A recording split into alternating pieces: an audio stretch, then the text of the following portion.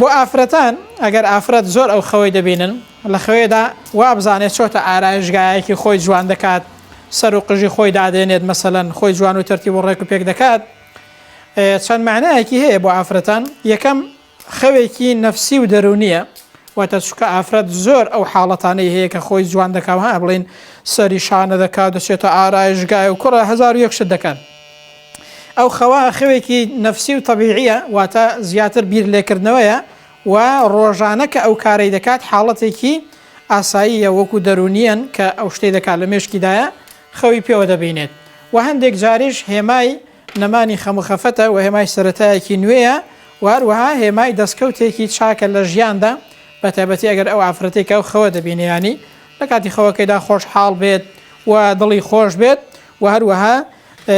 بە شێوازێکی جوان و ڕێک و پێک خۆی ببینێت، شتێکی زۆر باش و زۆر چاکە. بەڵام ئەگەر جوان نەبێت، دیمەنی جوان نەبێت، یان پێی خۆشحاڵ نەبێت، ئەوان بە پێچەوانەوە هەندێک جار هێمای خەموخەفەت و هێمای لە دەستدانی ژیان، هێمای لە دەستدانی شتێکە لە ژیاندا خوای گەورە هەمولایەکی لە بەدوور کات. ئەگەر کەسێک لە خەویدا وای زانێت تەماشای خۆی دەکات لە ئاوێنەی کە خۆی جوان دەکات، دیمەنی خۆی بە جوانی دەبینێت، بە تایبەتی چین و گەنج و ئەوانە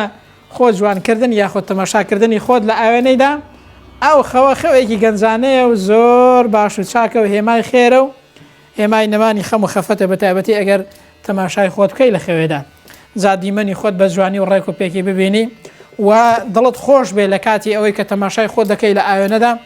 خۆت بە جوانی ببینی. ئەو خەوە هێمای نەمانی خەموخەفەتە و هێمای سەرەتایەکی نوێ لە ژیاندا، هێمای دەستکەوتێکی باشە و هەندێک جاریش بۆ کوڕکسی گەنج هەواڵە خۆشەکەیە. یعنی هەندێک زار هێمای زەواجە، هێمای خێرە کە ئینسان خۆی بە جوانی ببینێت